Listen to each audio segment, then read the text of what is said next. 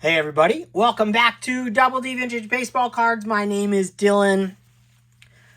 I just want to look at some baseball cards tonight. Now, those cards you see in the background, those are just decoys. I got some awesome cards to share. I've got thoughts. I don't honestly, I don't have any plans. I just have a bunch of cards here that I have had in my next YouTube show box that I want to share with you guys. I'm having such a good time collecting cards lately and enjoying the card that I already own. First one you're going to see right here is this 1984 Topps Tiffany Dave Winfield All-Star. I think this is his base card. I think this is how the base cards were. Correct me if I'm wrong, someone out there. I don't have the set. But I slabbed this baby up, Double D, gave it a grade 7.5, centering 88. This was a trade from Lou Rock. I put the career stats of Dave Winfield, one of my favorite players of all time. Like, this is one of my childhood heroes. Because he played for the Angels, not because his not like Dave Parker because of his rookie card. Because when I was a kid, I had that card and I still have it. Dave Winfield was because he was an Angels, and he was my man. Like, he was the guy. I don't know when he even left the Angels. I don't know any history of him, but I love his cards, and I put his career stats on this label. And he batted .283 for his career, had 465 home runs, 3,110 hits, 64.2 WAR. Trade with Lou Rock while I was in the jacuzzi. In the jacuzzi at the National, made a deal for a 1960 Willie Mays for some Tiffany cards he had in raw form, ungraded, naked, but yet not naked, in card savers, how I've always kept my cards. But we call them raw. All right, fair enough. Call them raw. Well, let's look at another one of those sick cards. Now, what you're seeing right now are cards that I've had in my... that I bought on Comp C right here. I bought this 1986 Topps Tiffany Dave Winfield. When I was a kid, when I was an adult, before YouTube, I always call him Winfield, like Windfield. This is Dave Winfield. I pronounce things when I read them now because I have a YouTube channel. I have a television show. I say Dave Winfield. I read it out. Like, I don't know. Is anyone else like that out there? Like, I say words differently on camera than I do or than I did in my brain as a kid and as an adult. And Dave Winfield is just legendary. And this card right here, does this not take you back? Man, was it Blix? Ben? Shout out to Ben Blix Cards. He loves this design. This is his nostalgia. This takes him back to the past. This is it. The 86 Topps. You guys remember this? And on the back, it has the 1985 AL leaders of runs. So it's like a leaders card that doesn't tell you. It's a leaders card on the front. It's an all-star card on the front. It's a leaders card on the back. Like, dude, Topps, what are you trying to do? Be like a mysterious? Who's done it? But I love it. It's just an awesome card. And I slapped this thing up in black. I can't tell you guys enough, man. These Mag Pro things. Mag Zion Pros. I don't even know what they're called. You guys can figure it out. You guys can build labels like this. You guys can grade your own cards. And I'm sending a lot of these out as gifts to fellow YouTubers, fellow commenters who have sent me gifts. Like, trying to get these out. I've got a few on the back burner that need to get out that you'll see when if you get a card from me in the the serial number is low, then you know that I slabbed this up a long time ago. I've had a few of these that I slabbed up literally with your name on the slab. Well, there's probably 4 or 5 YouTube friends, my friends, that have names on the slabs that are still in my to be shipped out drawer. So I apologize. Another one that I picked up random. You never know where this show's going to go. Bowman Chrome 2020 Willie Mays Orange Refractor numbered out of 25. This thing came back from the graders.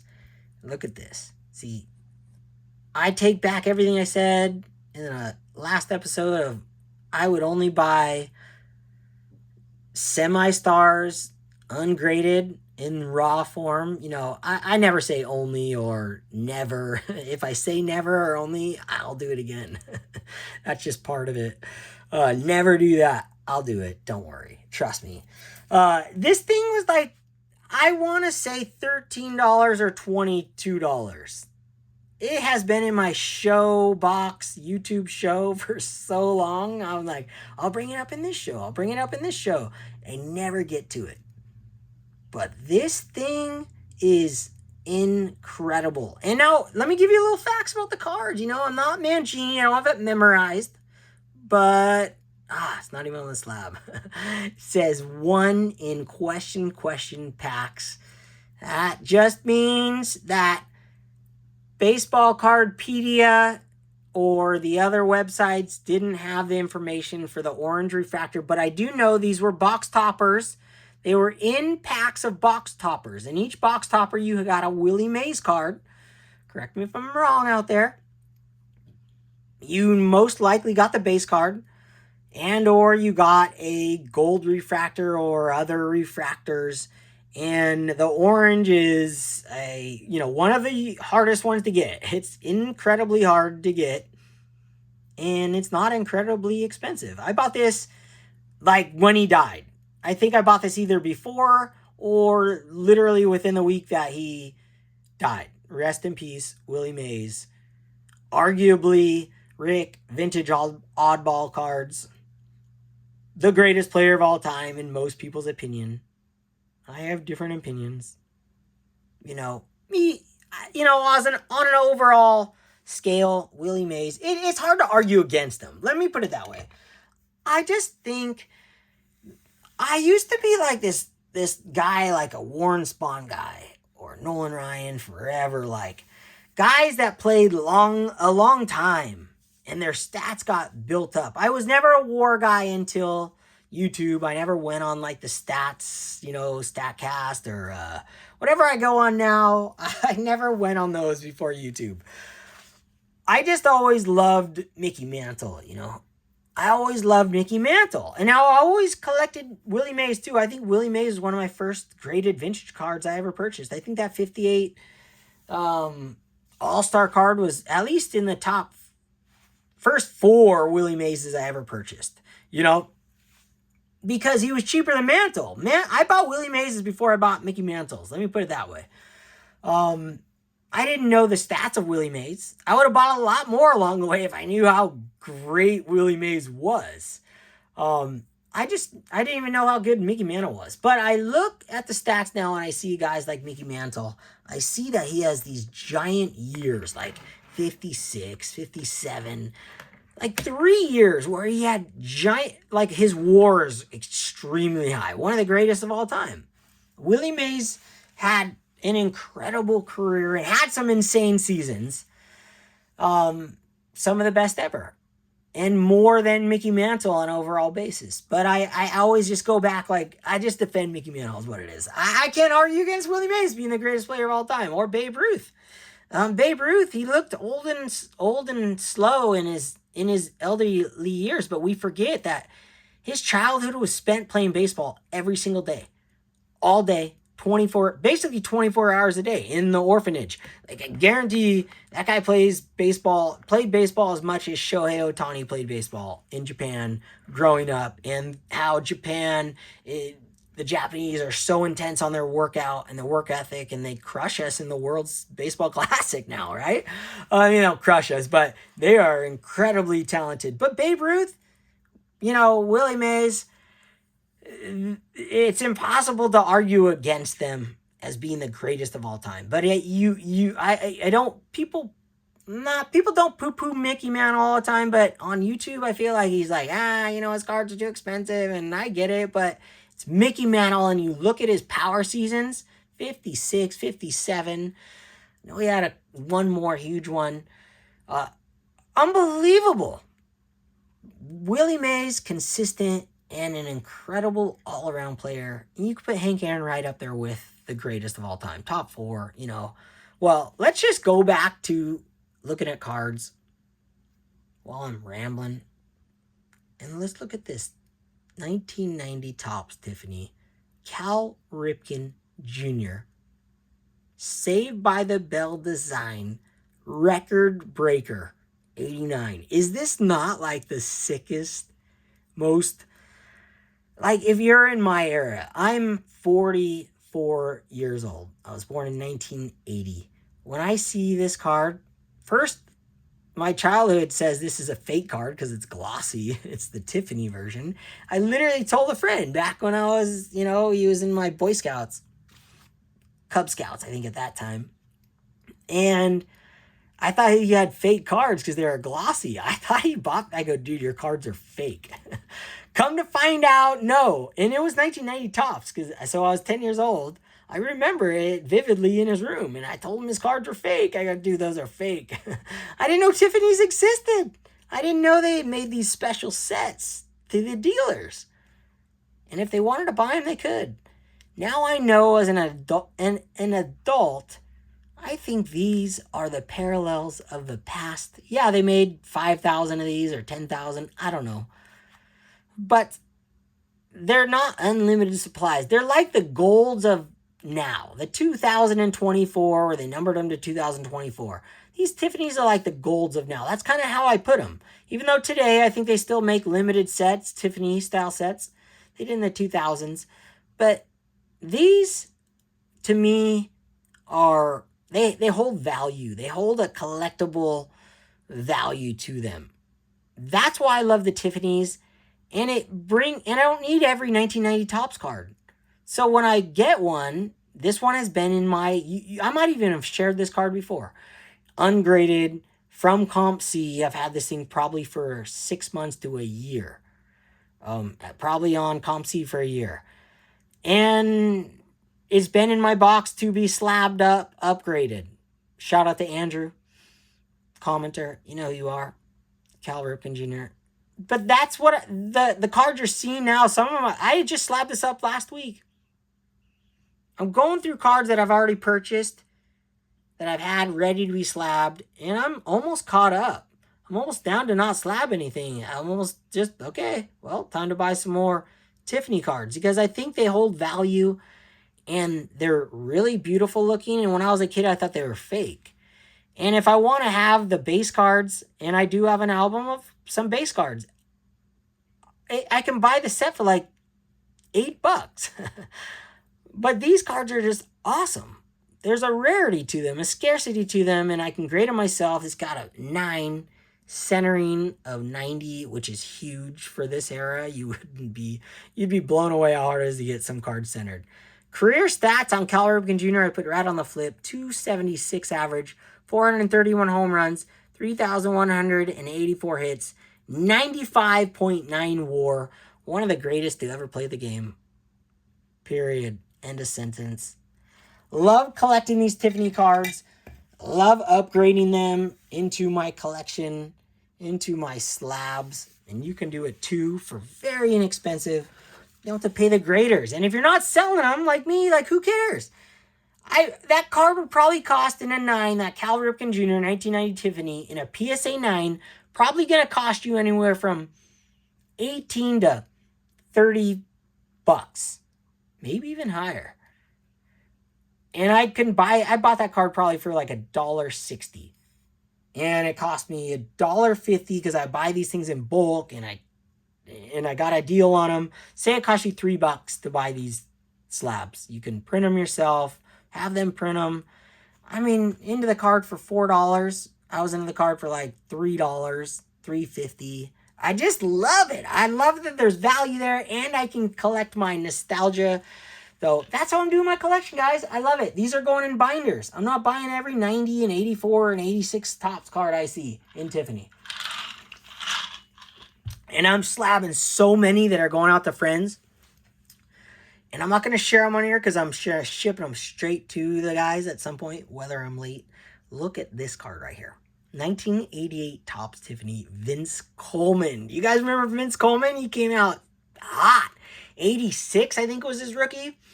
Dude, Vince Coleman. Yeah, I have his 86 card. I think that's his rookie card.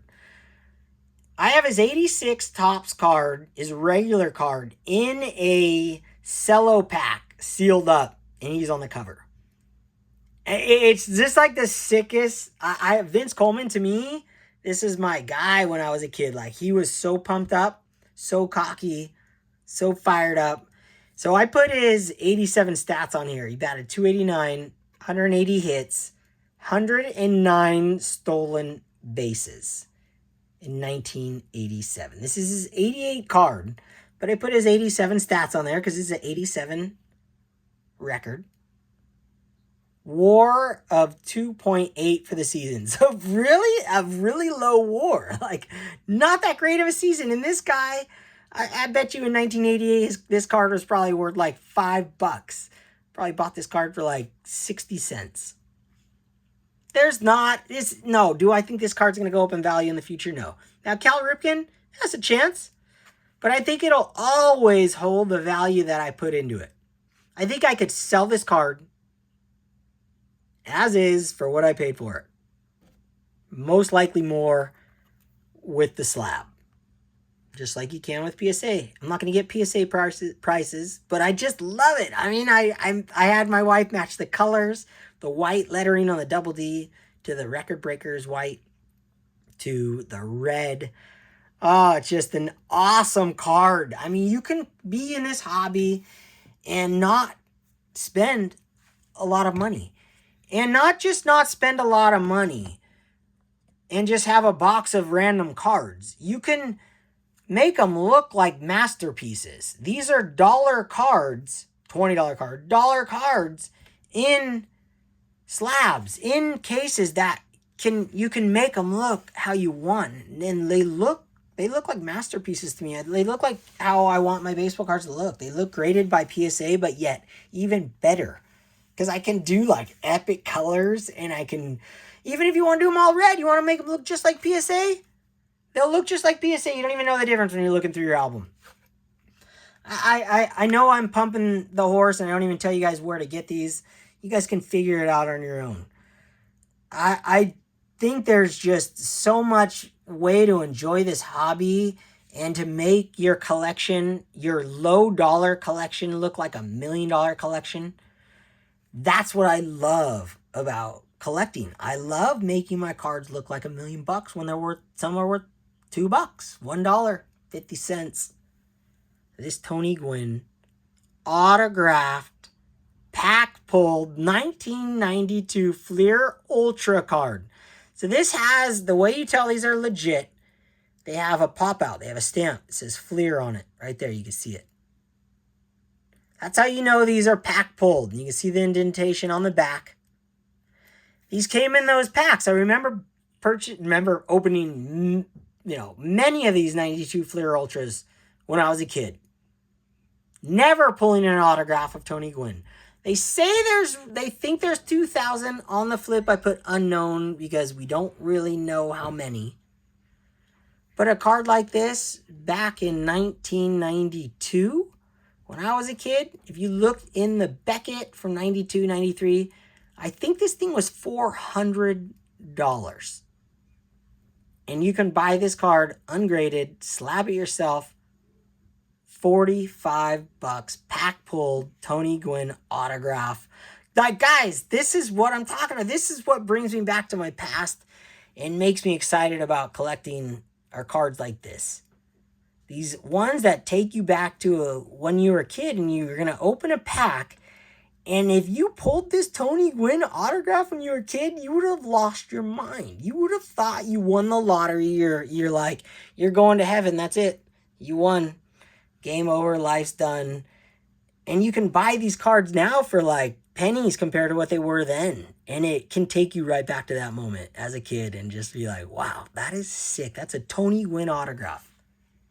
My father-in-law knew Tony Gwynn, played baseball with Tony Gwynn. I don't know all the backstories on everything, but it's just fun now when I look at my Tony Gwynn cards to know those random facts. And it's so cool, and it adds this sense of like this pride, like, oh man, my father-in-law, I love my father-in-law. We golfed yesterday together with my nephew. We took him golfing. He paid for everything. It was so fun. We had a blast. But, you know, he knew Tony Gwynn. He grew up with Tony Gwynn. It's just awesome. And I never would have known unless he knew, you know, I got on YouTube and I was more open about my card collection. And, you know, and then my nephew, Bruce, collects cards. And I haven't shared this card with him yet. And I'm going to bring it over there now that I slabbed up. Looks professional. And I was thinking about buying another one and gifting it to Bruce. I just think passing that story on will be awesome. So, man, I just love it. I love where my collection's going, where it's been, where it's heading. Last two cards I'm going to share are from 1910, 1909 era. I don't know. Could be even more. I don't know. I'm just reading the slabs. These are Piedmont Cigarette baseball card, tobacco cards. First one you're going to see is Miller Huggins. I've had this card for quite some time. Years and years. 1910, it says on the label, Piedmont Cigarettes, T206, Miller Huggins. He was Babe Ruth's coach. This is the closest I thought I was ever going to get to Babe Ruth. I knew I'd own a Babe Ruth card at some point, but it was a good way to get close. From all the books I have read, or actually, you know, I read books for about 10 years. Now I listen to books for the last 20 years. Books that I have read and listened to, Miller Huggins was all over the Yankees. So this was the first one I purchased, and I think I purchased this after YouTube. Right when I got on, I was like, man, I should buy one T206 card finally. I had one in my collection already, bent in half, had it for a long time. Another story for another day.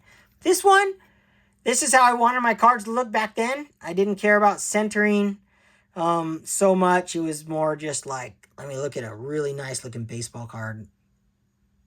Insane. I love it. But that takes me to the one that you guys have seen in my other collection, that Greg Midlife cards. My buddy Greg, my friend Greg.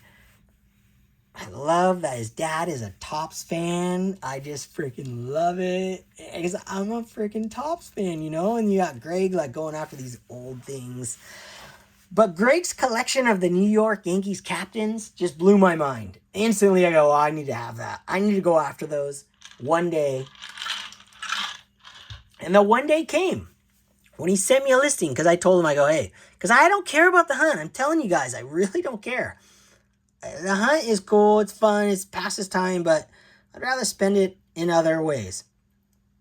He sent me a listing to this 1909 Piedmont Cigarettes T206 Kid Elberfeld, New York Yankees captain. I think he was a captain for 1 year or 2 years. You know, I could be the guy that prints them out, but you know what? Go to Greg's channel. He knows a lot more about the captains than me. I have them on my spreadsheet, and now I can highlight when I have them, okay? I don't know what cards I'm going to purchase of each captain. I have most of the captains. I only need a few. But this is the style card I want. I want my cards to look like this, even if they're from 1909. How insane is this copy? Let me see if I can get that lighting just perfect for this thing. There's no creases in this. Well, it's 4.5, so there shouldn't be. But the overall eye appeal of this thing. My friend hunted it down or found it because he already has this card. He goes, dude, that's nice. It's at a reasonable price, whatever he said, fair price. I didn't look up comps. I looked at the card, looked up the serial number on the SGC website, looked up another photo, and go, well, that's a card for me. I think I reached out. He had an offer price, so I did put an offer in. It was under $250. I don't remember them exactly what it was, maybe $220. And it just sent me on a whirlwind. Just like, all right, I got a spreadsheet going with all the captain's cards, and I always told him I was going to get sucked in at some point. But now that I have one, I can add it to my other captains, Judge, Jeter, amongst many more. Oh, it's just a beautiful card. So Greg, shout out to Midlife Cards. Man, like he always needs it, like I always say. But thank you for finding this copy and sending it to a friend. And just like my buddy Jason, who I mentioned in a past video, friends in the hobby send you cards in your collection that fit. They can see them, they can spot them, you can use them as their eyes. And any one of my friends, when I find a card that I think is going to fit their collection, I tell them too. I'm all about the card itself. Give me the card, man. The hunt, it's overrated. Unless you're at a card show. That's a different experience. But on eBay and stuff, man, I don't want to hunt. I just want the card. Give me the card. All right. I hope you guys enjoyed that. I hope you were inspired to go about your collection in your own unique and wonderful way. And don't be influenced by guys like me. Shaka.